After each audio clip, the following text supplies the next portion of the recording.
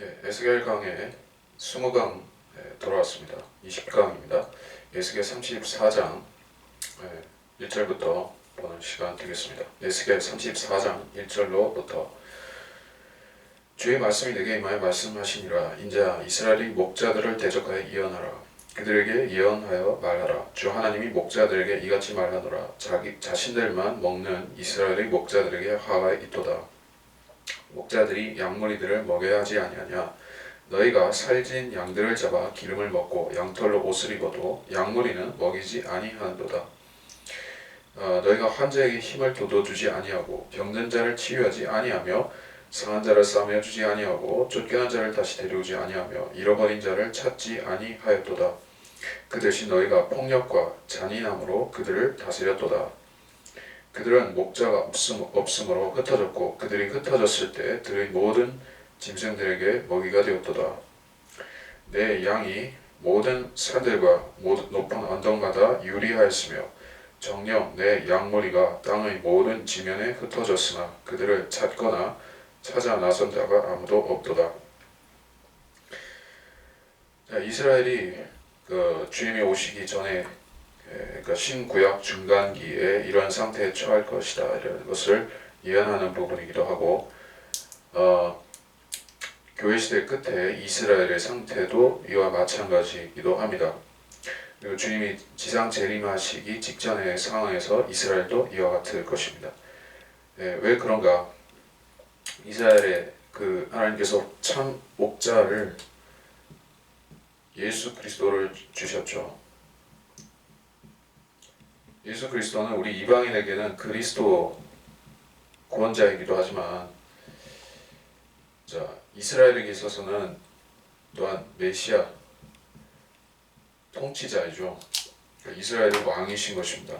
그래서 이 목자를 기다리면서 이스라엘은 살아야 했던 민족인데 그래서 목자장이신 그분을 섬기는 이스라엘의 목자들은 마땅히 백성을 섬기는 자세여야만 했던 것입니다. 그런데 섬기기보다는 섬김을 받으려 했고 오늘날의 개신교회 또는 로마 캐토릭의 교회 종교 지도자들과 마찬가지로 그들은 사람들이 존경을 받기를 원했지 자신들이 마땅히 취해야 하는 섬김의 자세는 없었습니다. 그래서 그들의 그런 오만하고 높은 자세는 서기관과 바리새인들 그 제사장들의 태도에서도 나타납니다.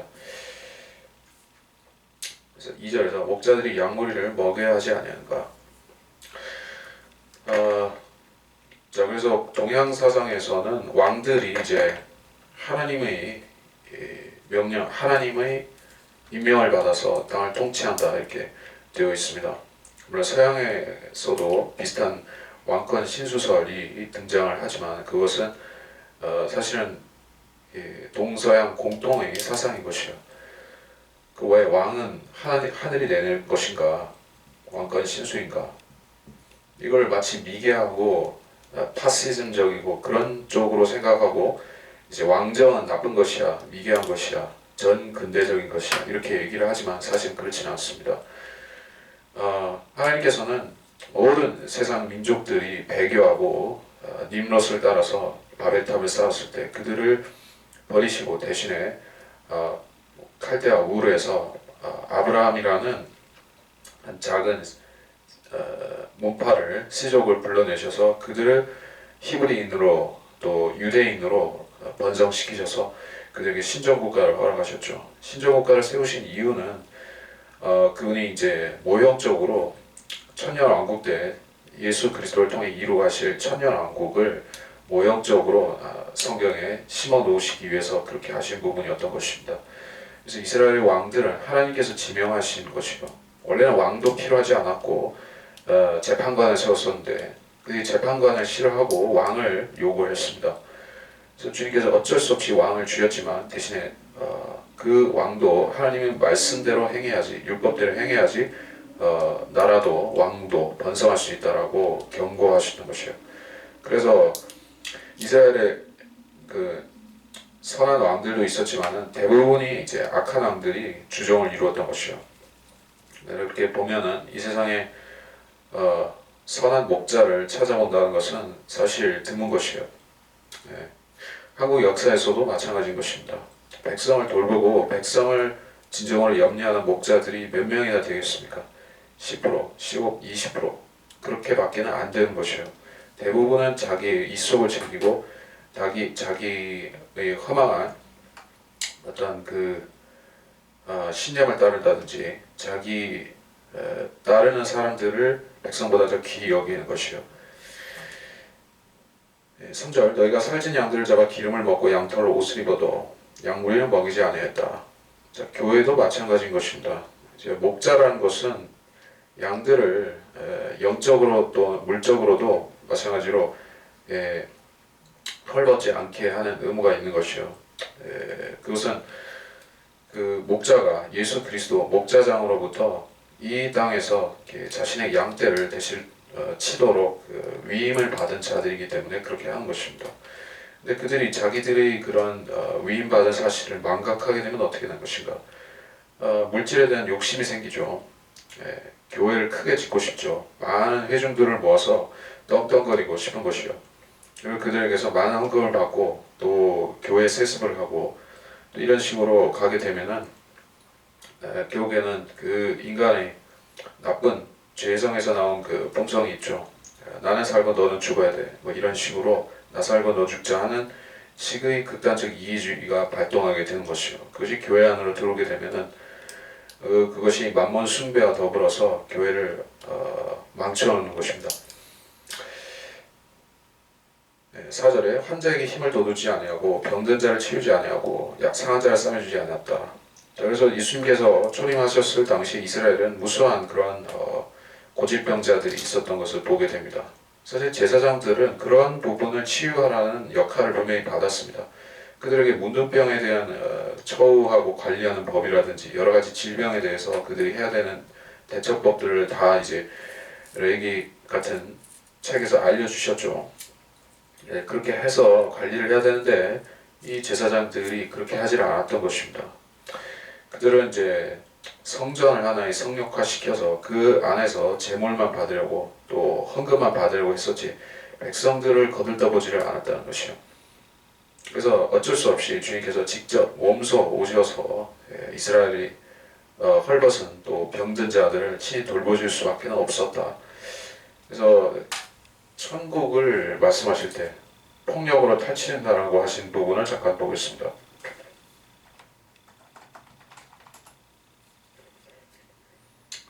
천국은 폭력을 쓴 자들이 탈취합니다. 마태복음 11장 12절 침례인 요한의 때로부터 지금까지 천국은 폭력을 겪고 폭력을 쓰는 자들이 힘으로 그것을 차지하느니라. 왜 그렇게 됐습니까? 침례인 요한의 때로부터 지금까지라고 했어요. 사실 천국이라고 할 때 킹덤 오브 헤븐이라고 할 때 이것은 주님 신정 통치를 가리키는 것입니다. 침례 요한의 때부터 그것이 시작이 되었습니다. 침례 요한 그가 전파한 복음이 천국 복음이었죠. 회개하라 천국이 가까웠다. 물론 주님께서도 사역하시면서 그 말씀을 같이 전파하셨습니다마는 시초는 침례 요한이었다. 그들이 그 말씀을 받아들이는 대신에 자기들의 그런 세력을 위협한다고 여겼습니다. 백성을 지배하고 있었는데 또 종교로서 유대교로서 통제하고 있었는데 그것을 방해한다고 여겼기 때문에 침례 요한을 배척할 수밖에 없었다는 것이요. 대신에 그들은 폭력을 동원해서 헤롯 왕의 폭력, 로마 군대의 폭력, 그들은 그런 폭력을 의존해서 결국 하나님의 사람들을 배척하고 침례 요한은 목베인당하고 예수님을 십자가에 죽게 만들었던 것입니다. 그것이 폭력과 잔인함으로 백성을 다스리는 그 유대 종교 지도자들의 속성을 말하는 것입니다. 5절 그들은 목자가 없음으로 흩어졌고 그들이 흩어졌을 때 들이 짐승들에게 먹이가 되었다. 들이 짐승들은 누구죠? 로마인들이죠. 그리고 물론 이 에스겔서 당시의 시점에서는 다 포함이 되죠. 바벨론, 페르시아, 또 헬라 제국 이런 나라들도 다 폭력으로 이스라엘을 탈취했던 자들인 것입니다. 그들은 이스라엘이 목자가 없는 틈에 들어와서 백성을 탈취해갔던 것이에요. 6절 내 양이 모든 산들과 높은 언덕마다 유리하였으며 정령 내 양무리가 땅의 모든 지면에 흩어졌다. 자, 그래서 주님께서는 99마리의 양과 한 마리 잃어버린 양의 비유를 말씀하셨죠. 왜 그런 비유를 말씀하셨는가? 이스라엘 집이 그렇게 되었다는 것이요. 원래는 하나님께서 그들을 친히 돌보시는 양떼였음에도 그 목자들이 양떼를 돌보는 것을 소홀히 했기 때문에 결국 들의 짐승들, 즉 그 짐승과 같은 그런 이방인들이 그들을 해치고 잡아가고 바벨론이 70년 포로 생활을 시키고 그리고 그 뒤에 나라들이 계속 쳐들어와서 결국 로마에 의해서 완전히 백성이 뽑혀나가는 지경까지 되고 말았던 것입니다. 그래서 교회 시대의 상황까지도 같이 여기서 얘기를 한 것이요. 교회 시대에도 쭉 그런 상태로 있다가 비로소 20세기 들어서 시오니즘이 시작이 되고 1917년에 벨포아 선언이 되면서 그 땅에 유대 나라를 다시 세우는 것에 대해서 이 얘기가 되었습니다. 그러다가 1948년에 나라가 건국이 되고 오늘날에 이르렀던 것입니다. 그렇게 되기 전까지는 그들은 들의 짐승들에게 쫓겨다니고 먹이가 되고 그러한 형편에 놓여져 있었습니다. 모든 산들 높은 언덕마다 유리하였다. 땅의 모든 지면에 흩어졌다. 자, 이거 정확한 예언이죠.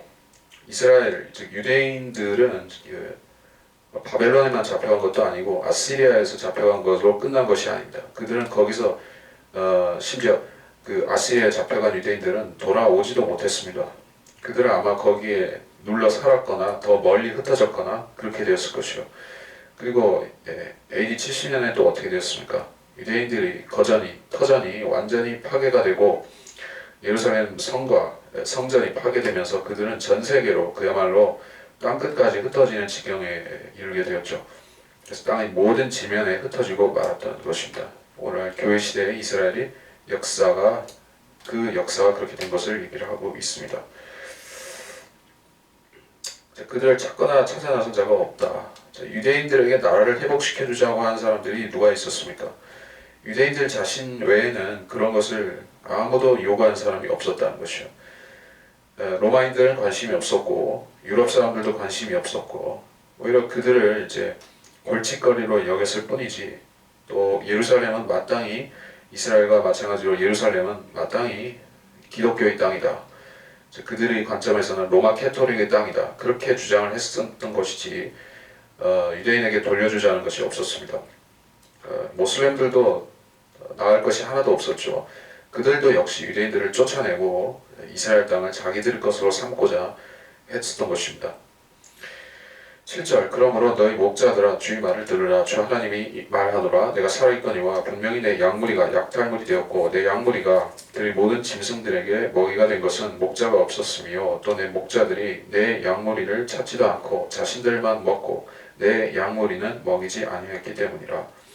그러므로 오 너희 목자들아 주의 말을 들으라. 주 하나님이 이같이 말하노라. 내가 목자들을 대적하노라. 내가 내 양무리를 그들의 손에서 찾고 그들의 양무리를 먹이는 것을 그치게 하며 목자들이 더 이상 자신들만 먹지 못하게 하리니 이는 내가 나의 양무리를 그들 입에서 구해내서 그들에게 먹이가 되지 못하게 할 것임이라.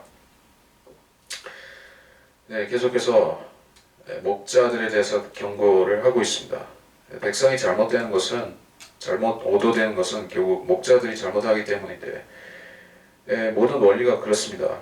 윗물이 맑아야지 아랫물이 맑은 것은 그 모든 나라에서 마찬가지인 것이요. 한국도 마찬가지죠. 다른 미국이라든지 모든 나라가 그렇습니다. 이스라엘도 다르지 않습니다. 그 통치자들이 하나님을 두려워하는 사람들이면은 그 백성도 하나님을 두려워하게 되는 것이요. 그러니까 통치자들이 하나님과 하나님의 법을 멸시하면 백성들도 교만하고 방자하게 행동하게 되는 것입니다.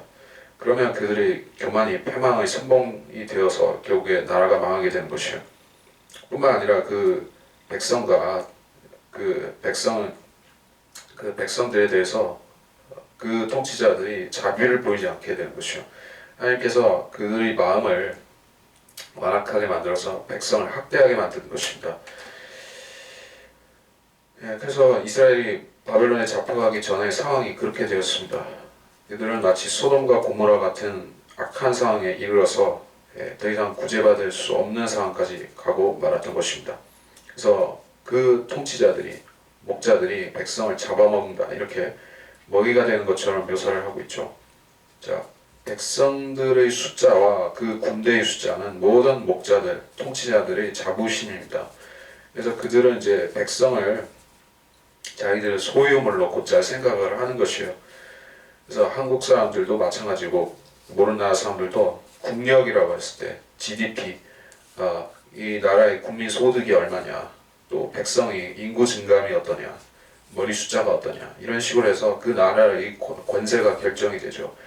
또 국제 무대에서 소위 유엔의 그런 회의석상에서 발언권이 더 세거나 약하거나 하게 되죠. 그래서 인구도 많고 경제력도 강하고 또 산업도 발달되고 그러한 나라는 유엔에서 큰 목소리를 내고 그것이 미흡한 나라들은 목소리가 별로 안 나죠. 그래서 이제 목자들은 그 자기들이 백성에 대해서 돌보는 사람들이다, 책임지는 입장이다 하는 것을 잊어버리고 백성들 하나의 국가라는 시스템을 돌리기 위한 소모품으로 곧잘 생각을 하게 되는 것이요. 그래서 그러한 그 소위 국가주의 사상에서 극한적으로 나간 것이 20세기에 횡포를 부렸었던 파시즘과 나치즘, 그리고 일본의 제국주의, 군국주의, 제국주의 사상이 다 그런 것이에요. 그게 다 어디서 나온 것이냐? 궁극적으로는 마귀에게서 나온 사상인 것입니다. 군국주의와 공산주의는 마귀에게서 나온 것이요. 11절 주 하나님이 이같이 말하노라. 내가 곧 내가 나의 양을 찾을 것이며 또 그들을 찾아내리라. 목자가 흩어져 있는 자기 양들 가운데 있는 날에 그가 자기 양무리를 찾아낸 같이 나도 내 양을 찾아내고 그 양들이 흐리고 어두운 날에 흩어졌던 모든 곳에서 그들을 구해내리라. 내가 그들을 그 백성들로부터 데리고 나오고 나라들로부터 그들을 모아서 그들의 본토로 데려와서 강가에 있는 이스라엘의 산들 위에서와 그 나라의 사람이 사는 모든 곳에서 그들을 먹이리라. 내가 그들을 좋은 초장에서 먹이고 그들의 우리는 이스라엘의 높은 산들 위에 있으니 그들은 거기 좋은 우리에 누울 것이며 그들은 이스라엘의 산들 위에 기름진 초장에서 먹으리라. 내가 내 양무리를 먹일 것이요 내가 그들을 눕게 하리라. 주 하나님이 말하노라.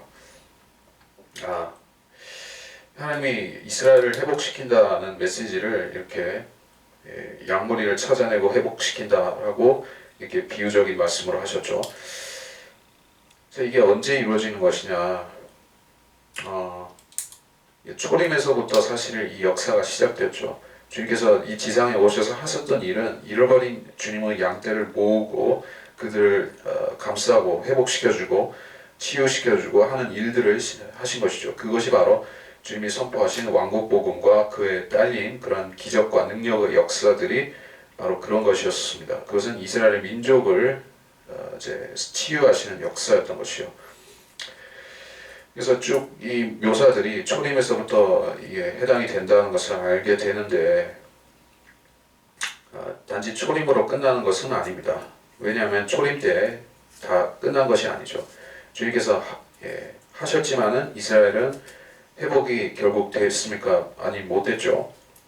그래서 오히려 메시아를 거절하고 죽임으로써 그들의 파멸을 초래했던 것입니다.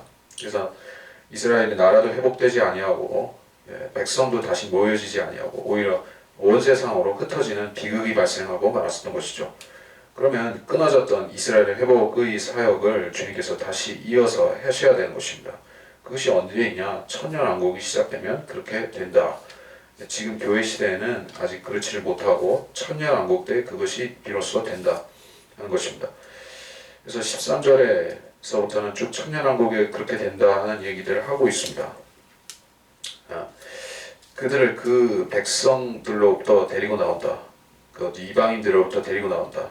유럽 나라들로부터, 아프리카로부터, 아시아 여러 나라들로부터, 미국으로부터 전부 유대인들을 데리고 나와서 그들의 본토로 데려온다. 본토로.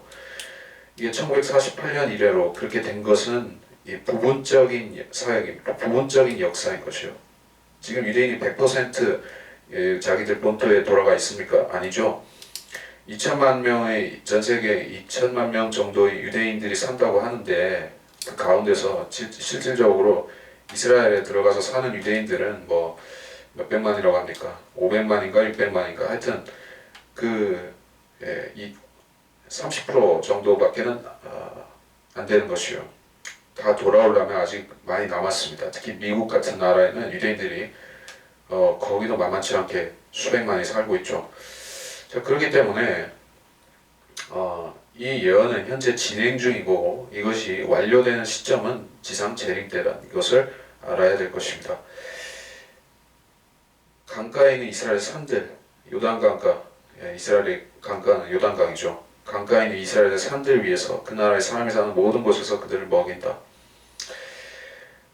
자, 먹인다. 이제 풍성히 먹인다 하는 것을 계속 강조를 하고 있죠. 이스라엘이 젖과 꿀이 흐르는 땅이다. 그러한 말이 공연한 말이 아니라 실질적으로 그것은 천년왕국 때 땅이 회복되면서 그렇게 되는 것이요. 그래서 그들은 사계절 농사를 지을 수가 있고 또 그야말로 그 땅이 축복을 받은 복지가 되어서 그들에게 풍성한 먹을 것을 내는 것을 여기 말씀하고 있는 것이요. 14절 내가 그들을 좋은 초장에서 먹인다. 이스라엘 높은 산들 위에서 있을 것이다. 높은 산들은 이제 예루살렘을 중심으로 해서 형성이 되는 높은 산들이 있어요. 지금 이스라엘의 레바논에 그런 산들이 높이 있고 그 예루살렘도 물론 높은 지대에 속하지만은 천년왕 때 가면 예루살렘이 모든 산들 위에 높여진다는 이게 아마 이사야서에 나오는 말씀인데 그래서 그 산들에서 먹는다. 그리고 그들은 거기 좋은 우리에 누울 것이며 자 천년왕국에서는 이제 사람들이 초막에서 삽니다. 초막에서 자연 친화적으로 이렇게 살 수가 있는 것이요. 지금은 도시 생활을 하는 사람들이 이제 좀 노년이 되고 이제 은퇴하게 되면은 그때 이제 전원 생활을 한다 해가지고 가서 주말 농장도 뭐 이렇게 한다든지 아니면은 이제 전원 주택에 가서 살려고 그렇게 하죠. 원래 사람은 이제 초막에서 사는 것이 그 저푸른 초원 위에 그림 같은 집을 짓고 사는 것이 사람들이 모든 그 동서고금의 모든 사람들이 로망이 그렇습니다. 근데 지금 현대 문명은 그것을 충족시키기가 어렵죠. 인구는 계속해서 늘어가지 도시는 팽창되고 또 산업은 계속 돌려야 되니까는 농사지을 땅을 계속 도시를 짓고 그렇게 해야지 되는 것이요. 근데 천년왕국 때는 이제 모든 그 땅이 평탄해지고 높은 산이 없어지고 또 사람들이 어디 가든 이제 평안하게 살 수가 있기 때문에 그들은 이제 농사를 짓고 전원생활을 이렇게 하게 되는 것이요. 그런 그 아름다운 묘사를 하고 있습니다. 이스라엘 산들 위에서 초장에서 먹는다. 15절 내가 내 양머리를 먹일 것이요 그들을 눕게 하리라. 자, 이거는 그 아담이 농사 짓고 살아야 된다 하는 하나님의 징계의 말씀을 들었을 때의 상황하고는 좀 다르게 되는 것이요. 거기 창세기에 잠깐 보면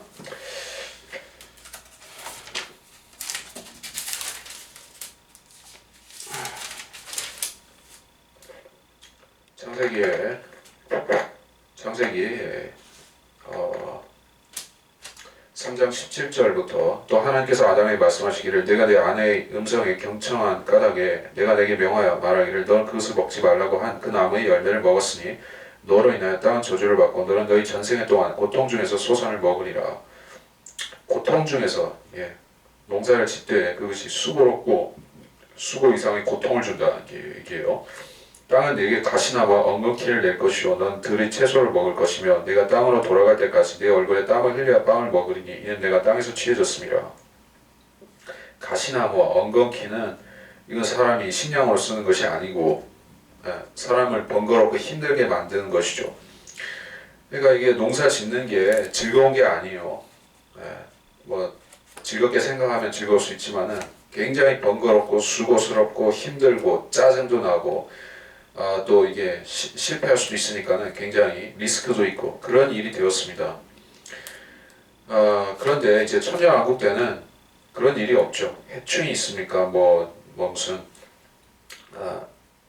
질병이 있습니까? 진드기가 있습니까? 뭐 그런 것이 없다는 얘기예요. 농약을 칠 필요는 없죠. 땅도 좋고 이제 환경도 좋기 때문에 모든 작물들이 지금보다 훨씬 잘 되는 것입니다.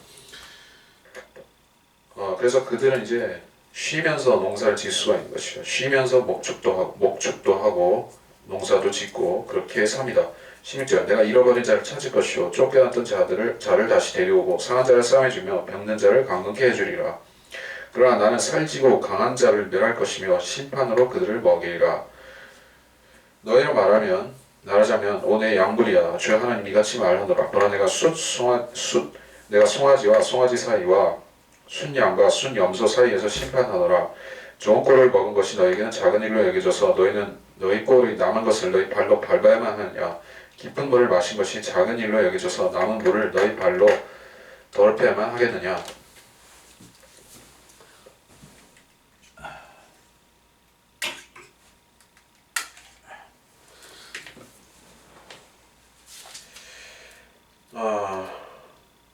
자, 이 부분 잠깐 하겠느냐. 나의 양무리로 말하자면 너희가 너희 발로 밟았던 것을 그들이 먹으며 너희가 너희 발로 더럽혔던 것을 그들이 마시는도다. 그러므로 주 하나님이 그들에게 이같이 말하노라. 보라 나 곧 내가 살진 송아지 사이와 여인 송아지 사이에서 심판하리라. 이는 너희가 옆구리 어깨로 밀쳐내고 모든 병든 자를 너희 뿔로 받아 그들을 밖으로 흩어버릴 때까지 하였음이니 그러므로 내가 내 양무리를 구해내서 그들로 다시는 약탈물이 되지 않게 하리니 그러면 내가 송아지와 송아지 사이에서 심판하리라.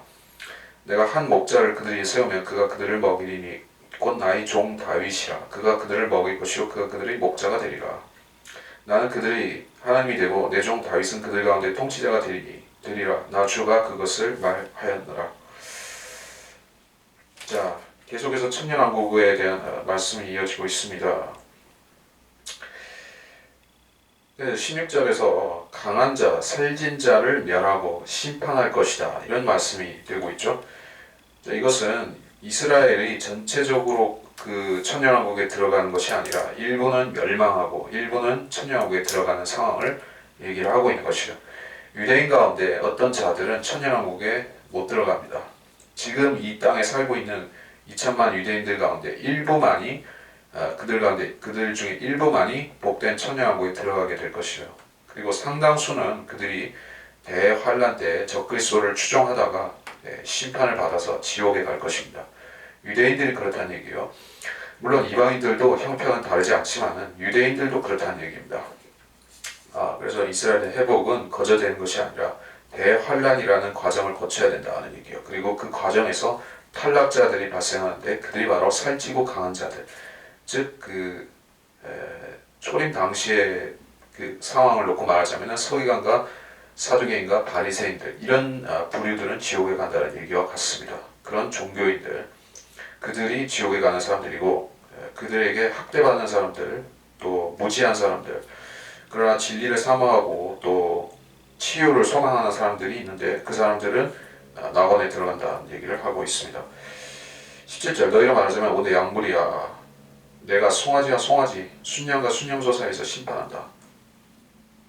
이것은 모두 하나님의 백성들을, 이스라엘의 백성들을 얘기를 한 것이요. 백성들도 악한 자와 선한 자로 분류해서 심판하시겠다는 그 얘기입니다. 우리가 여기서 연상하게 되는 부분은 마태복음 25장에 나오는 양과 염소의 심판 부분이 떠오르게 되죠. 거기도 짐승, 양과 염소로 비유가 되었고 그 중에서 양이라는 부류는 주님께서 복을 주시고 염소 부류에 해당한 자들은 심판을 받고 그런 모습을 우리가 거기서도 보게 되죠. 물론 거기서 양과 염소를 할 때 그들은 이제 유대인이 아닙니다. 유대인이 아니라 환란에 끝나고 남겨진 이방인들을 얘기를 하고 있습니다. 근데 여기서는 내 양물이다 이렇게 하고 있기 때문에 이들은 17절에 이 내 양물이는 명백히 이스라엘입니다. 이스라엘, 이방인들이 아니라 이스라엘입니다. 좋은 꼴을 먹은 것이 작은 일로 여겨지느냐. 이스라엘에 사는 사람들은 율법을 지켜야 되는 의무가 생깁니다.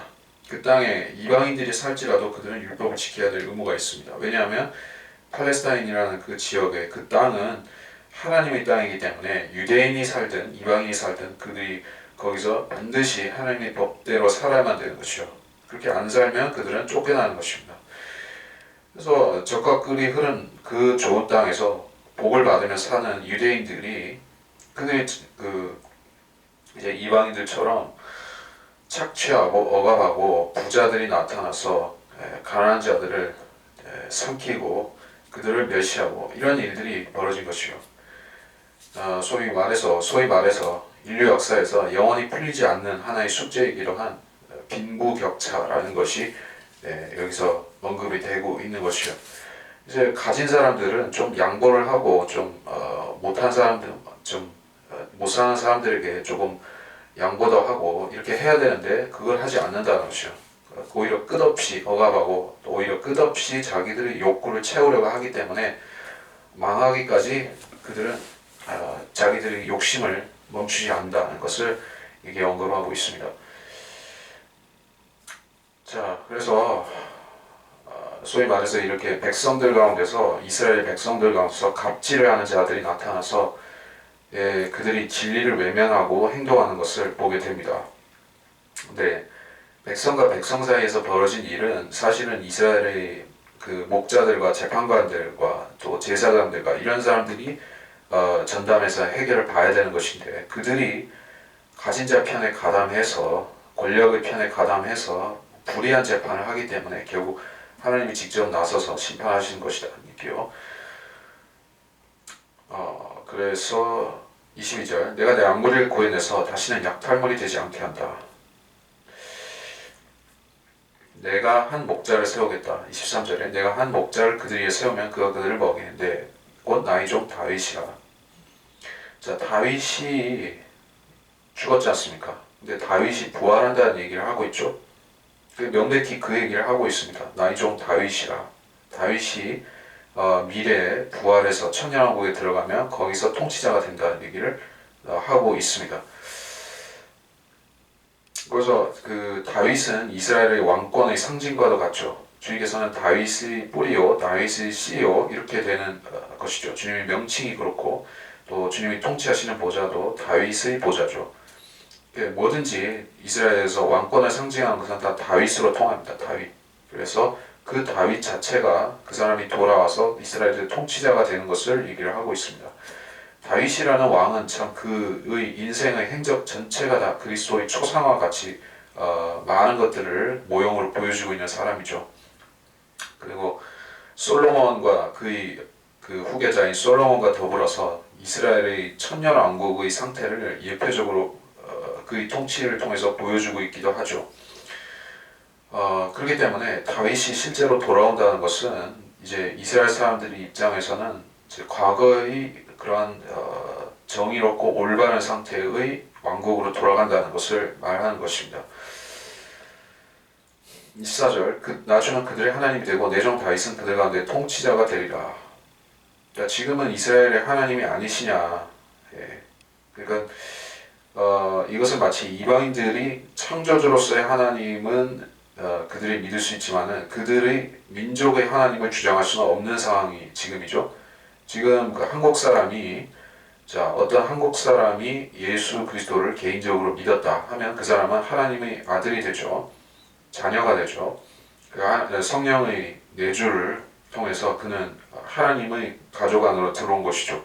그렇다고 해서 그런 한국 사람들이 상당한 퍼센티지를 한국 그 사람들 가운데 차지하고 있다고 해서 한국이 하나님의 나라가 되지는 않죠. 그거는 차원이 틀린 문제인 것이요. 하나님께서 그러한 그 특권은 유대인들에게만 주신 것입니다. 신정국가, 하나님의 민족이라는 특권은 오로지 유대인들에게 주셨고 이방인들은 개별적으로는 그렇게 되지만은 그 민족적으로 주장할 수는 없습니다. 그래서 그들의 하나님이 된다는 것은 하나님께서 이스라엘을 온전히 신정국가로 회복시켜서 받아주신다는 것입니다. 25절 내가 그들과 화평의 언약을 세우고 악한 짐승들을 그 땅에서 그치게 하리라. 그리하면 그들이 광야에서 안전하게 거하며 수림 가운데서 잠자리라. 화평의 언약을 세운다 이렇게 했습니다. 천년왕국은 이제 두 가지 속성을 갖고 있죠. 화평과 공의, 의와 화평. 이것이 완벽한 하모니를 조화를 이루고 있는 상태의 나라인 것입니다. 의가 너무 강해버리면은 그 나라가 파시즘이 되거나 군국주의가 되거나 아니면 어떤 독재 세상이 되어서 사람들이 억압당하게 되죠.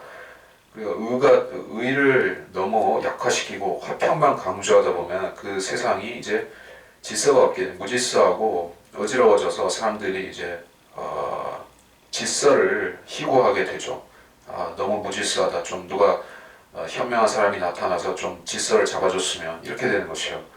근데 사람들이 완벽한 국가를 만들기 위해서 이 의와 화평을 어떻게 조화를 시켜야 되는지 머리를 싸매고 수많은 정치인들과 정치학자들과 교수들과 그런 사람들이 연구를 했지만은 어떤 모델도 이상적인 것이 안 나오는 것이요. 그러니까 잠정적으로 이것은 불가능하다 이렇게 되어 있죠. 네, 미래 사회로 가면은 어떻게 해결될지도 모른다고 생각합니다. 기술의 도움을 받아서 그게 될지도 모른다 생각하지만 사실은 기술의 문제가 아니라 인간의 근본 심성에 문제가 있어서 그런 것이요. 사람은 기본적으로 죄인이기 때문에 의의를 좋아하지 않습니다. 또 그들은 화평을 사랑하지도 않습니다. 사실 그들은 그것이 좋다 이런 명분을 통해서 사람들을 지배하려고 하는 것이요. 우리는 완벽한 국가를 세울 수 있다 이러면서 사람들을 속이고 그들을 지배하기를 원하지 실질적으로 의와 화평의 나라를 세우려고 하지는 않습니다. 그런데 하나님께서는 애초에 그것이 목적이신 것이요. 그래서 화평의 언약을 세운다고 하는 것은 이제 1000년 동안 평화가 온다는 것입니다. 1000년간의 평화. 자, 그것이 스가랴서에도 그들이 낫을 쳐서 보석을 만들고 뭐 등등 그런 말씀이 나오는데 찾아볼까요?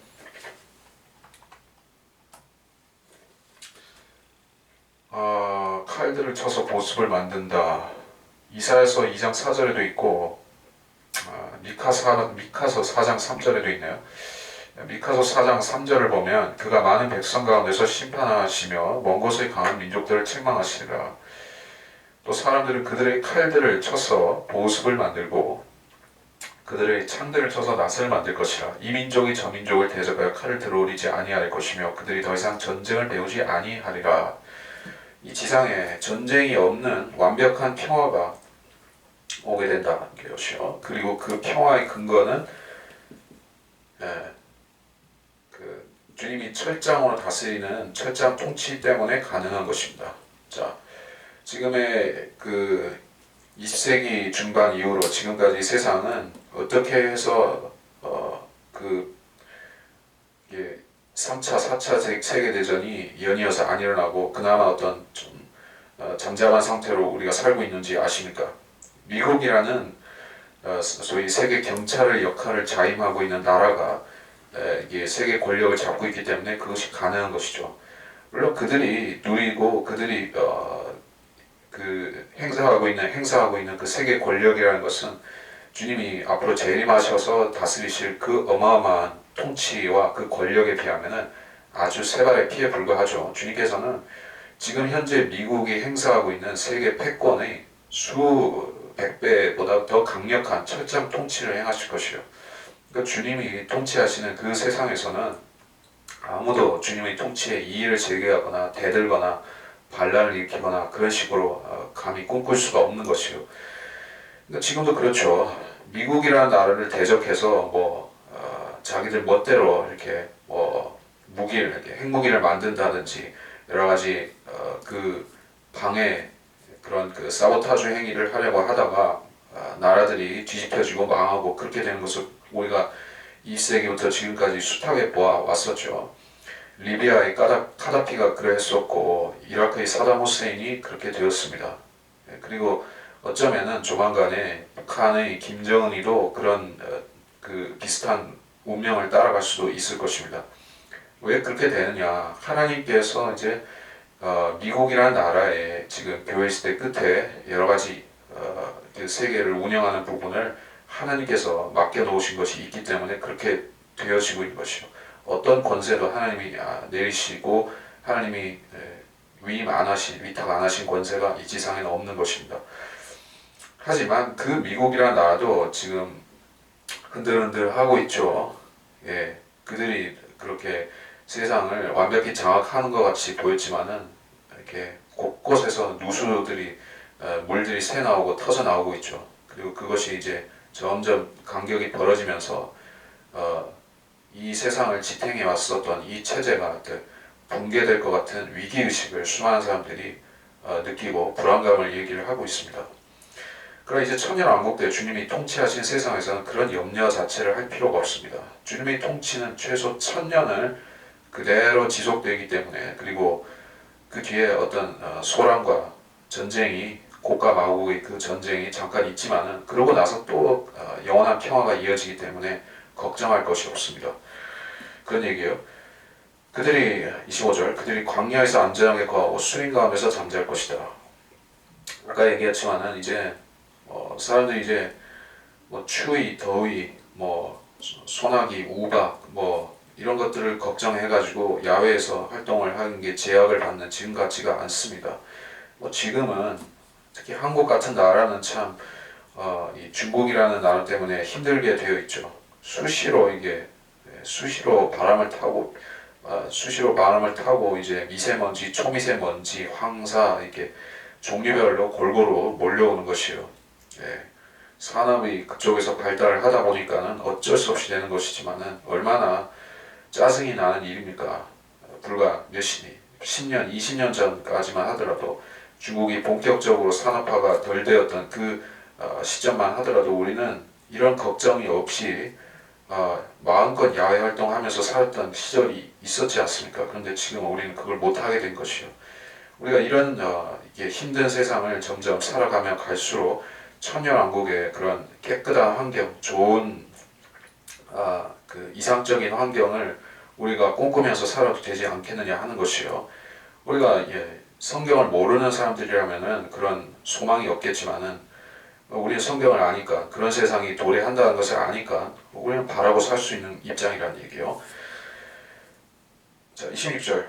내가 그들과 내 산 사면에 있는 곳을 복이 되게 할 것이며 또 내가 때를 따라 소나기를 내리게 하리니 거기에는 복된 소나기가 있게 되리라. 들의 나무들은 열매를 맺고 땅은 그 소산을 내리라. 그들은 그들의 땅에서 안전할 것이니라. 내가 그들의 멍에줄을 꺾고 그들로 자신들을 섬기게 했던 자들의 손에서 그들을 구해낼 때 그들은 내가 주인 줄 알리라. 그들이 다시는 이방에게 약탈물이 되지 아니할 것이며 그 땅의 짐승도 그들을 삼키지 아니하리라. 그러나 그들은 안전하게 거하리니 아무도 그들을 두렵게 하지 아니하리라.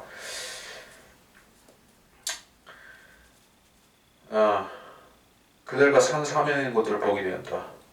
때를 따라 소나기를 내리게 할 것이다.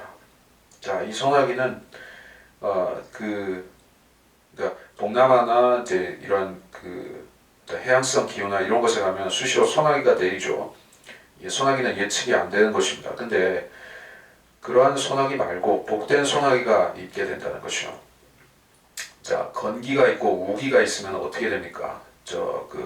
사막 기후나 또는 이제 열대성 기후에 가면 건기가 있어요. 그런 건기에는 비가 전혀 안 내리다가 우기에 엄청 비가 몰려서 내립니다. 그래서 그럴 때 이제 홍수가 나고 사람들이 이제 많은 피해를 받는 것이요. 그 방글라데시 같은 나라들은 연례 행사 비슷하게 그렇게 홍수가 터지는 것입니다. 왜? 건기와 우기가 그렇게 극단화되어 있기 때문에. 그런데 여기서 말씀하는 복된 소나기는 일정하게 균형 잡힌 비가 하루에 한 번이라든지 이런 식으로 적당량이 내리는 것을 얘기한 것이요. 비가 내리면 사람들이 활동하기가 불편하죠. 우산 쓰고 다녀야 되고 그렇기 때문에 비가 짧게 내리면 사실 좋죠. 근데 너무 많이 내리니까는 이것이 사람들에게 힘든 부분인 것이요. 근데 그렇게 안 하고 가령 한 5분 짧게 필요한 비만 내리고 그쳐주고 그러면서 쨍쨍 맑은 좋은 날씨가 이어지고 이런 식으로 매일매일 간다면은 참 이상적인 환경이라는 얘기를 하고 있습니다. 그래서 근본적으로 지구 환경이 회복되는 것은 에덴 동산 비슷하게 가는 것은 맞지만은 완벽하게 100% 에덴 동산으로 가는 것은 아닙니다. 에덴 동산에서는 비가 안 내렸습니다. 노아의 홍수가 있기 전까지는 이 땅에 이슬만 내렸지 비 자체가 안 내렸어요. 하지만은 그 홍수 이후로 해서 기후가 상당히 많이 바뀌고 이제 사계절이 형성이 된 것이요. 그 이후로는 이제 비가 내리기 시작했습니다. 자, 그 비는 이제 천년왕국 때도 내린다는 얘기예요. 그러니까 모든 환경이 에덴 동산과 같은 시스템으로 돌아가는 것은 아니다는 얘기요. 비슷하게 갑니다. 그러나 차이점도 있다는 것을 여러분이 감지를 해야 된다. 그 얘기를 했는가 하면 많은 사람들이 천년왕국은 곧 이퀄 그것이 에덴 동산화 되는 것이다 라고만 생각하는 경우가 있어서 그렇지는 않다라고 제가 얘기를 지금 한 것입니다. 17절 그의 나무들은 열매를 맺고 그 땅은 소산을 내고 그들의 땅에서 안전할 것이다. 그들의 땅에 멍에줄을 꺾고 그들로 자신들을 섬기겠던 자들의 손에서 그들을 구해낼 때 그들은 내가 주인 줄 안다. 자 이제 그 이스라엘의 그 어떤 국가적인 안전 보장에 대해서 말씀하고 있는 것이요. 평화가 올 것이다. 지금까지 이스라엘은 자기들을 지키기 위해서 계속해서 이제 동맹을 맺고 미국과 협조를 하고 또 다른 나라와 이제 협약을 맺어가지고 그들의 안전을 보장받으려고 해왔지만은 계속해서 어긋나고 있죠. 미국이 그들을 지켜주는 것이 지금 점점 이제 힘들게 되고 있고, 결국에 이스라엘은 대환란에 들어서면은 고립무원의 상태에 이르러서 누구도 그들을 도와주지 않게 될 것입니다. 그래서 그들이 자기들이 힘을 의지하려고 할 때 하나님께서는 그들을 대환란에 던지셔서 마지막 남은 교만까지도 꺾어버리실 것이요. 그리고 와서 천년왕국이 오게 되는데 그때 그들은 자기들의 힘으로 나라를 지킬 수 없다는 사실을 비로소 확실하게 알고 이제는 예수 그리스도만 의존해서 살 것입니다. 28절 그들이 다시는 이방에게 약탈물이 되지 않는다. 약탈물이 되지 아니할 것이며 그 땅의 짐승도 그들을 삼키지 아니하리라. 그 땅의 짐승도 어떤 해충도 독충도 정갈도 이런 것들도 그들을 해치지 않고 그런 얘기하는 것이요. 그들을 안전하게 구하고 아무도 그들을 두렵게 하지 아니하리라. 같은 얘기니까 설명할 필요 없겠고 29절 내가 그들을 위해 유명한 한 초목을 일으키리니 그들이 다시는 그 땅에서 배고픔으로 소멸되지 아니할 것이요 더 이상 이방인의 수치를 짊어지지 아니할 것이라. 그리하여 그들은 나 주 그들의 하나님이 그들과 함께 있는 줄 알 것이며 그들 즉 이스라엘 집이 나의 백성인 줄 알리라. 주 하나님이 말하노라. 내 양물이 내 초장의 양물이 너희는 사람들이요 나는 너희의 하나님이라. 주 하나님이 말하노라. 자 29절에서 초목을 일으킨다 얘기했습니다. 유명한 한 초목이라고 했어요. 이 초목은 누구일까요? 몇 가지 가능성이 있습니다. 유명한 초목. 유명한 한 초목이라고 했습니다. 유명한 나무란 얘기예요. 여기서 한 그루의 나무를 일으킨다 이렇게 했어요. 그 나무를 심어야지. 나무를 일으킨다는 건 무슨 얘기예요? 나무를 일으켜서 뭘 한다는 얘기죠? 나무를 일으켜서 어떤 일을 한다는 얘기죠? 나무가 그들을 지켜주나요? 고대인들 가운데서 어떤 유럽의 종교 중에는 나무를 숭상하는 종교가 있었죠. 오딘이라고 하는 그런 나무 숭배자들이 있었어요. 우리나라에도 이게 선앙당에 나무에다가 이렇게 치성을 드리는 자들이 있었었죠. 무당들과 박수들이 그렇게 했었던 것입니다. 그게 수목 숭배라고 하죠. 그것을. 그러면 여기서 그들이 나무를 숭배한다는 얘기인가요? 또는 아브라함이 에셀을 심었었죠. 에셀을 심고 거기서 하나님을 불렀습니다. 근데 그것이 나중에 잘못 발전해가지고 아세라가 된 것이 아세라. 이스라엘의 우상 숭배 장소인 아세라화 된 것이요. 이게 좋은 게 나쁜 걸로 바뀌었습니다. 그럼 여기서 실질적인 나무를 얘기하는 것일까요? 아니면 사람을 얘기하는 것일까요? 나무로 비유된 사람일까요?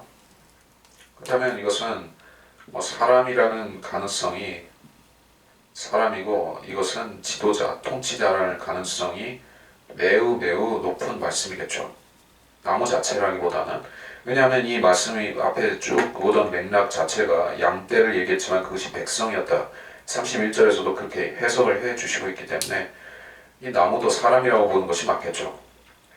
어떤 사람일까요? 예수 그리스도는 아닐까요? 한 초목이라고 했으니 그렇다면 그 통치자이신 예수 그리스도를 말한다고 보는 것이 맞겠습니다. 예.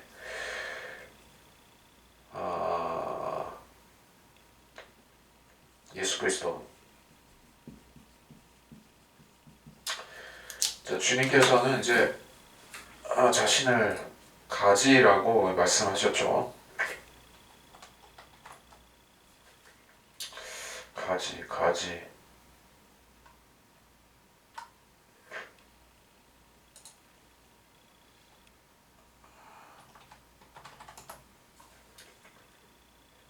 이사야서 53장 2절 이는 그가 그 앞에서 연한 싹 같고 마른 땅에서 나온 뿌리같이 자랄 것이며 그는 모양도 우아함도 없으시니 우리가 볼 때 그를 흠모할 아름다움도 없습니다. 주님의 초림을 얘기를 하고 있습니다. 주님께서는 한 유명한 초목이 되실 분이었는데 그가 초림하셨을 당시에는 굉장히 연약한 어린 새싹과 같이 보였던 것이요. 그것도 별로 볼품이 없는 새싹이었습니다. 마른 땅에서 나온 뿌리가 그렇게 아름다울 리가 없죠.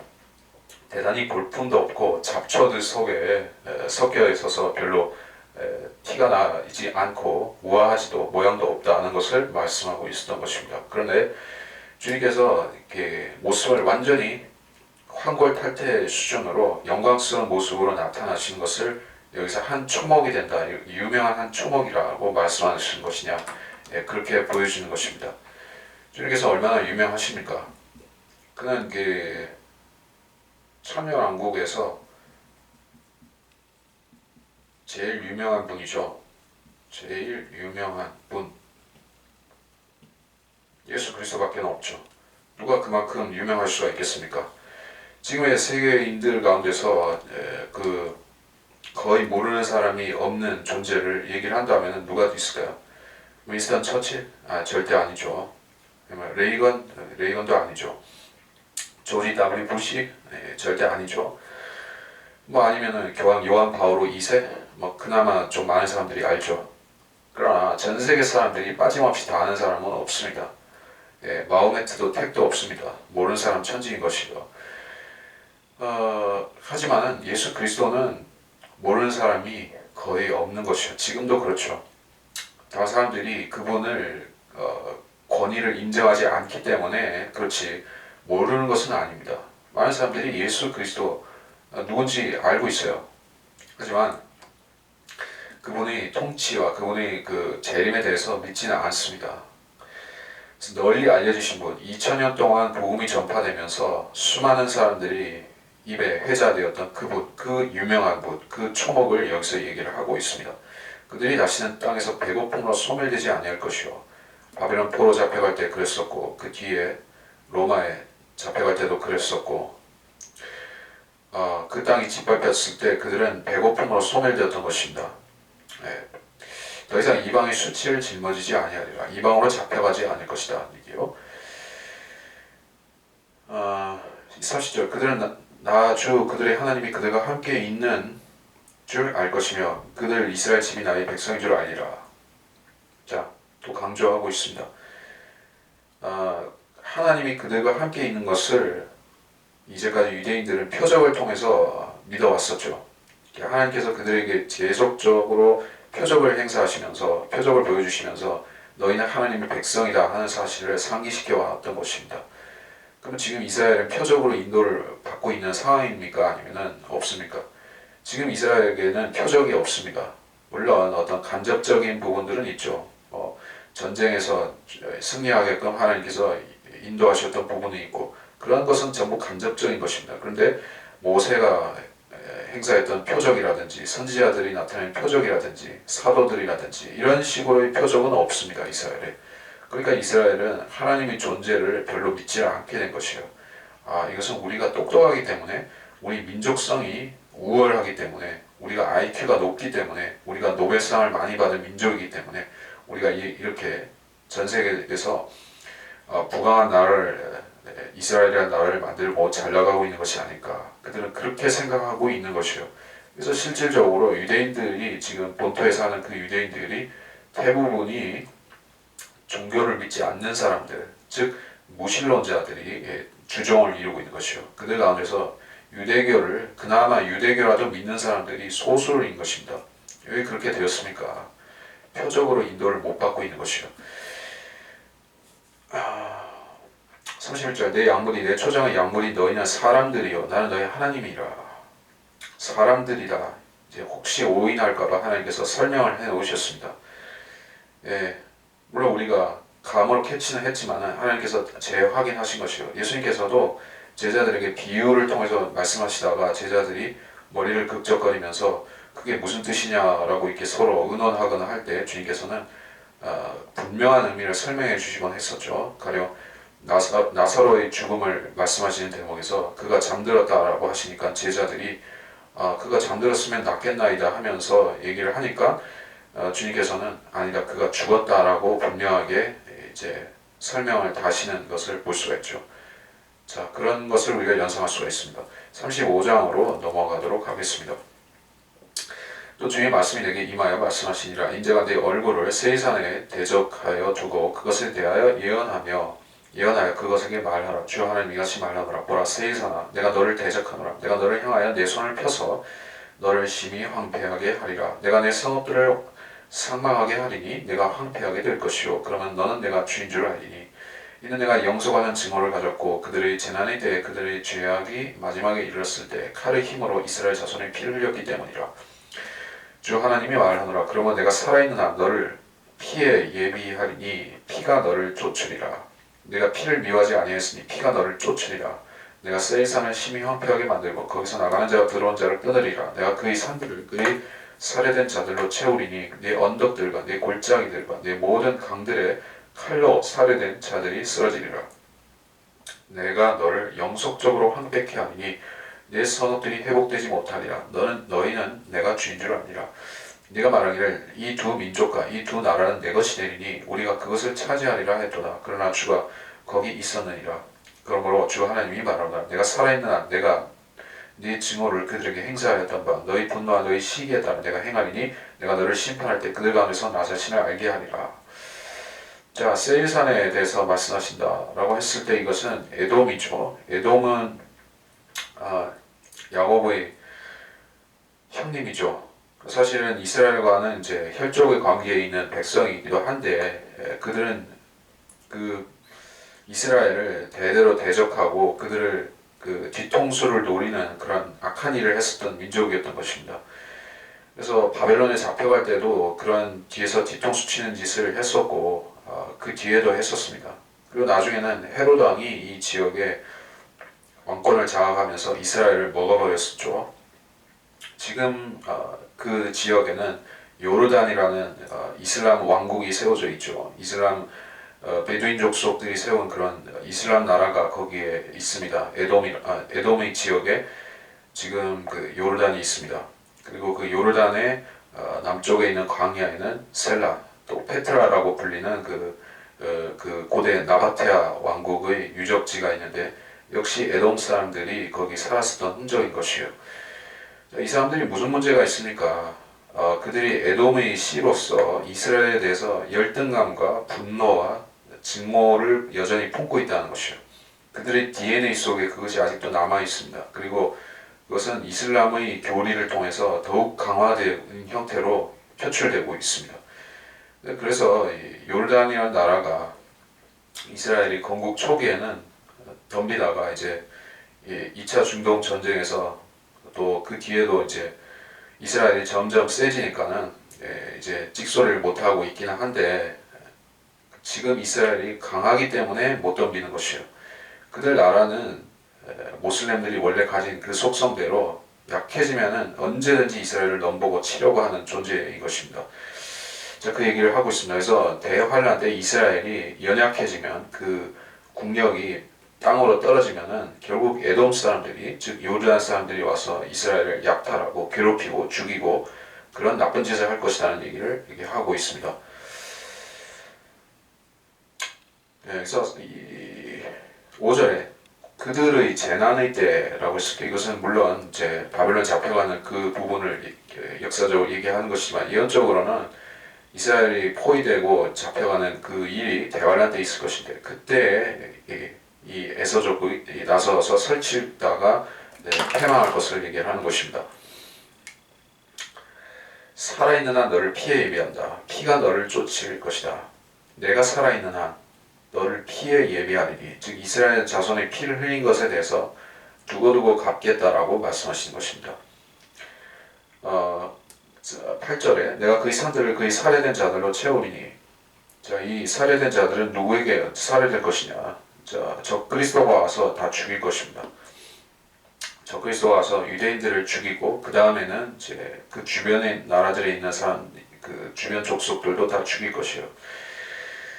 9절 내가 너를 영속적으로 황폐하게 할 것이다. 내 성읍이 회복되지 않는다.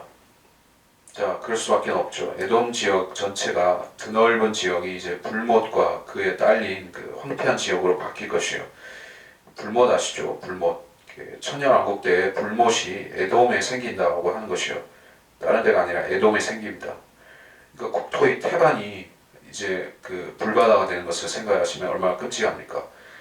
거기 사람이 살 수가 없죠. 유독가스가 올라오고 그 지옥에서 올라오는 아우성이 수십 킬로를 메아리 칠 텐데 어떻게 거기서 살 것이에요? 네, 못 사는 것입니다. 그러니까 에돔이라는 나라 자체가 그런 식으로 와해가 되버린 것을 얘기하는 것이요. 10절 내가 말하기를 이 두 민족과 이 두 나라 유대와 이스라엘은 북이스라엘은 나의 것이 된다. 우리가 그것을 차지하리라. 왜 그렇게 되는 것이냐면은 바벨론이 와서 다 잡아가니까 이게 이 땅이 비게 되니까 우리가 들어가서 차지할 수 있겠다라고 이제 헛물을 켜는 것을 얘기를 하고 있습니다. 하지만 바벨론이 그 땅을 차지할지 에돔인들에게 넘겨주지 않았었죠. 역사적으로. 그리고 그 에돔 사람들은 성전을 세우고는 그 스룹밥의 성전을 세우고 예루살렘 성을 재건하고 할 때도 계속해서 기웃거리면서 자기들이 뭐 얻어먹을 것이 없는지 치고 들어갈 수 없는지 계속해서 그들이 그 이스라엘을 노렸지만은 못 잡아먹었던 것입니다. 그런 얘기를 하고 있어요. 우리가 그것을 차지하리라. 11절 내가 살아있는 한 그러므로 주 하나님이 말하노라 내가 살아있는 한 내가 내 증오를 그들에게 행사했던 바 너희 분노와 너희 시기에 따라 내가 행하리 내가 너를 심판할 때 그들 가운데서 나 자신을 알게 하리라. 내가 내 증오를 적었어요. 그들이 품은 증오는 모슬렘들이 마호메트 교도들이 이스라엘 유대인에 대해서 품은 증오와 똑같은 증오입니다. 그들은 자기들이 선택받지 못한 족속들이라는 사실을 알기 때문에 구약 성경이 그것을 증명하고 있기 때문에 유대인들을 철천지 원수처럼 증오를 하는 것이요. 혈족 관계로 따지자면은 사실 다 셈족에 속한 그러한 서로 친구 관계를 충분히 할 수 있겠지만은 그렇게 못한 이유가 무엇입니까? 자기들은 그 하나님의 축복을 못 받은 족속이고, 그러니까 선택을 못 받은 족속이고 이스라엘은 받았다 하는 것이요. 그래서 그 시기심이 그들의 뼈를 녹이는 것을 얘기를 하고 있습니다. 12절 너는 내가 주인 줄 알 것이요 내가 이스라엘의 산들을 대적해서 고하여 말하기를 그 산들이 황폐에 버려졌고 그들은 우리에게 주어져 소멸되리라 한 내 모든 모독하는 말들을 내가 들었다는 것도 네가 알리라. 너희 입으로 너희가 나를 거역하여 뽐내었고 나를 거역하여 너희 말을 많이 하였으니 내가 그 말들을 들었도다. 이스라엘의 산들을 대적해서 황폐하게 버려졌다. 그들은 우리에게 주어져 소멸되리라. 자, 이스라엘 땅을 진정으로 사랑하고 아끼고 그 땅을 위하는 사람들이 누구인가요? 자, 이거 생각해 보면은 답이 딱 정확하게 떨어집니다. 뭐냐면은 유대인들이 이스라엘에서 쫓겨나고 나서 거의 1900년 가까이 그 땅이 버려져 있었죠. 버려져 있었습니다. 정확하게 말해서는 버려져 있었습니다. 거민들이 거의 흩어져서 안 살았습니다. 일부 도시들에만 거민들이 있었죠. 예루살렘 같은 일부 성읍들에만 있었지 그 땅 전체가 이제 황무해져 가지고 이게 목동들만 돌아다니는 그런 지역이 되었습니다. 그게 1900년 세월이 이렇게 쭉 흐르다가 유대인들이 다시 본토로 복귀하기 시작하니까 그 땅이 바뀌어지기 시작한 것이요. 그러면 우리가 당연히 한 가지 퀘스천이 나오게 되는 것이죠. 자, 1900년 넘게 그 땅에 살았던 사람들이 분명히 있었는데 그 아랍인들이 살았죠. 아랍인들이 또 이집트인들이 거기에 살았던 곳인데 그 사람들은 왜 그 땅을 그렇게 버려두고 돌아보지 않았던 것이요. 왜 거기를 개간하고 좀 살기 좋게 만들려고 안 했습니까? 환경이 그렇게 되었기 때문에. 아니 이스라엘은 사실 뭐 하나님이 복을 주셔서 지금 농사를 짓고 있기도 하지만은 그 이스라엘 땅에는 기본적으로 요단강이라는 수맥이 있기 때문에 그 물을 잘 끌어다 쓰면은 농사를 충분히 질 수가 있는 여건입니다. 근데 그렇게 안 했던 것이요. 아랍 사람들이 게을러서 그랬을까요? 아니면은 그 사람들이 지능이 떨어져서 그 땅을 어떻게 개간할지를 몰라가지고 이스라엘을 그렇게 황무하게 버렸던 것일까요? 아니죠. 그 사람들이 모질한 사람이라서 그런 것이 아니라 하나님께서 그들에게 그런 마음을 주신 것이요. 이 아랍인들은 이스라엘 땅을 자기 땅처럼 아끼지를 않은 것입니다. 그냥 버려놓은 것이요. 되게 쓸모없는 땅으로 버려놓고 신경을 안 쓴 것이요. 그러다가 유대인들이 와서 나라를 세우고 다시 개간하고 하니까는 갑자기 시기심이 폭발해서 우리 땅을 왜 가져가느냐, 이거는 아랍 족속의 땅인데 왜 가져가느냐, 그러면서 그들이 아끼지도 않았던 그 땅을 새삼 사랑한다는 듯이 위선을 떨고 있는 것이요. 그런 짓을 지금 누가 하고 있습니까? 팔레스타인 사람들이 하고 있죠. 그 정체성 근본 없는 팔레스타인 사람들이라는 그 소위 하마스라든지 피에로라든지 그런데 소속이 된 사람들이, 그 팔레스타인 자치정부라는 사람들이 지금 그런 짓을 하고 있는 것이요. 자기들은 1900년 동안에 그 땅에 대해서 별로 한 것도 없으면서, 뭐 성 하나 제대로 세운 것도 없으면서, 그들이 도시 하나 제대로 근사하게 한 것도 만들어낸 것도 없으면서, 근데 불과 지금 얼마입니까? 70년도 안 되는 그 기간 동안에 이스라엘은 거기에다가 엄청 많은 일들을 해놓은 것이요. 텔아비브 같은 도시를 생각해 보세요. 얼마나 이제 초현대적인 그러한 엄청난 성읍을 지어놨습니까? 이스라엘 사람들이 지은 것이요. 아랍인들이 한 건 하나도 없습니다. 아랍인들은 단지 그 땅에서 양이나 치고 살았던 것이요. 참 자연 친화적이라고 좋다고 할지 모르지만 자연 친화적이면 왜 땅이 그렇게 사막화가 됐던 것이요. 그들이 엉망진창으로 했으니까 그렇게 땅을 버려놓은 것이요. 그 얘기입니다. 그래서 12절에서 이 에돔 사람들은 이스라엘 땅을 사랑하기 때문에 그걸 얻으려고 하는 것이 아니다는 얘기예요. 단지 이스라엘이 거기서 잘 되는 것을 보기 싫으니까, 배가 아프니까 그들을 쫓아내기를 원하는 것일 뿐입니다. 13절, 너희 입으로 너희가 나를 거역하여 뽐내었고 너희 말을 많이 했다. 아랍 사람들이 그렇게 하고 있습니다. 그들은 자기들이 유대인들보다 더 낫다고 여길 뿐, 그 정도가 아니라 유대인들은 뭐 개나 돼지라고 여기는 것이고 사람 축에도 안 넣어주는 것입니다. 그러니까 자기들이 유대인을 대적하면서 동시에 성경을 대적하고 하나님을 대적하는 것을 하나님께서 알고 계시다는 것입니다. 14절, 온 땅이 즐거워할 때 주 하나님 이같이 말하노라. 온 땅이 즐거워할 때 내가 너를 황폐하게 하리라. 온 땅이 언제 즐거워하죠? 주님이 재림하시면 그때 천년왕국이 온 땅이 즐거워합니다. 그때 어떻게 됩니까? 너를 황폐하게 하리라. 거기다가 어마어마한 불못을 이제 딱 심어 놓으실 것이라는 얘기요. 그 땅 전체가 아주 유황이 지글거리는 땅이 되어버린 것이요. 황폐하게 됩니다. 15절, 이스라엘 집의 유업이 황폐하게 되므로 내가 기뻐한 것 같이 내가 너에게 그리하리니 온 세이산과 온 이두메와 그 모든 것들아 네가 황폐케 되리라. 그러면 그들이 내가 주인 줄 알리라. 자, 이 에돔이라는 말이 그 불다는 뜻이죠.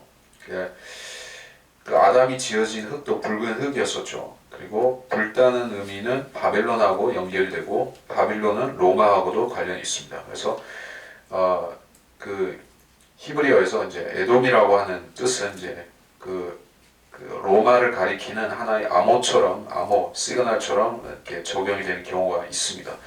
그래서 여기서 에돔에 대한 심판은 어디에도 적용될 수 있냐면은 요한계시록 17장 또 18장에 나오는 큰 바벨론의 심판, 그 멸망에도 확장 적용이 가능하다. 왜냐하면 에돔은 로마에 적용이 되기 때문에 그렇다는 얘기예요. 로마에게도 똑같은 일이 일어나는 것을 우리가 그 장들에서 볼 수가 있죠. 영속적인 파괴가 거기도 일어나죠. 불타서 가라앉는 것을 온 세상 거민들이 보면서 가슴을 치는 장면이 나오죠. 에돔도 그렇게 된다는 것이요. 자, 시간이 조금 빨리 끝나네요. 하지만 이제 충분히 봤고, 우리가 지금 이제 에스겔 37장 37장, 38장, 9장을 향해서 가고 있습니다. 그리고 와서 이제 천년왕국장인 40장도 넘어가서 다른 내용이 펼쳐지게 될 텐데, 그러니까 이제 예언적으로 교회 시대에 대한 부분들, 또 환란 시대에 대한 부분들은 이제 막바지를 향해서 가고 있는 중입니다.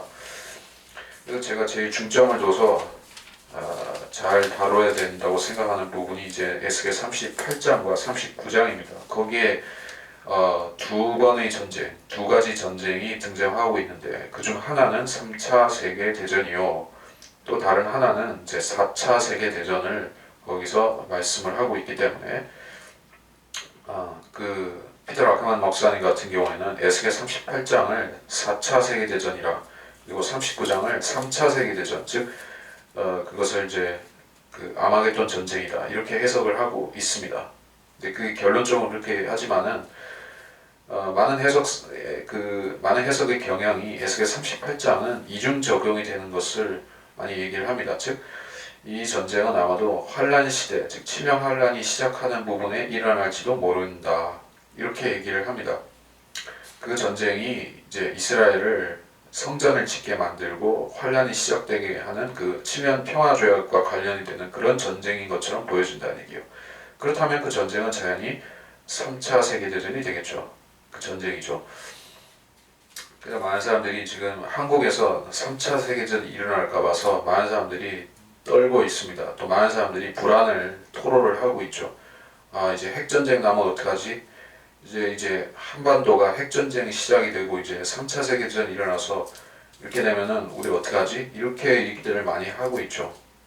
뭐 그것이 전혀 근거 없는 불안감이라고 얘기를 하지는 않겠습니다. 하나님께서 허락하시면은 그런 일도 일어날 수는 있는 것이죠. 하지만은 더 이렇게 엄밀히 말해서 3차 세계대전은 이스라엘을 위한 전쟁이라는 게요. 자, 2차 세계대전은 이스라엘을 자기들 땅, 본토로 돌려보내기 위한 하나님의 역사였던 것입니다. 히틀러를 세워서 히틀러가 유대인들을 가슴 박해를 하고 못살게 굴고 심지어 600만을 가스실에 넣어서 죽이고 하니까 유대인들이 정신이 번쩍 난 것이요. 우리가 계속 여기 이방 땅에 눌러 앉아 있다가는 큰일 나겠다. 사단이 나겠구나. 진짜 돌아가야 되겠다고. 그래서 이제 돌아간 것이 이제 2차 세계대전이었던 것을 우리가 알고 있죠. 그럼 이제 하나님께서 또 한 번 크게 이 세상을 휘저어 놓으실 텐데 그 이유는 이스라엘 나라의 성전을 세우기 위해서 그렇게 한다는 것이요. 성전이 세워져야지 7년 환란이 시작될 거 아닙니까? 그렇기 때문에 시대가 바뀌는 전쟁이 한번 일어나야 됩니다. 그것이 3차 세계대전이다. 그 전쟁의 한 축이 한반도가 되느냐 마느냐를 가지고 많은 사람들이 설왕설래를 하지만은 사실 우리가 걱정할 것은 별로 없습니다. 왜냐하면 이 전쟁은 환란 시대하고 상관이 있는 것이지 교회 시대의 어떤 역사를 위한 것이 아니라는 것이 확실하기 때문에 그렇습니다. 그런 부분은 이제 38장을 얘기를 하면서 많이 다루게 될 것이요. 그래서 이제 에스겔서의 하이라이트 부분을 향해서 지금 우리가 가고 있다 하는 것을 미리 말씀을 드리면서 이번 시간을 강의 여기서 마치겠습니다.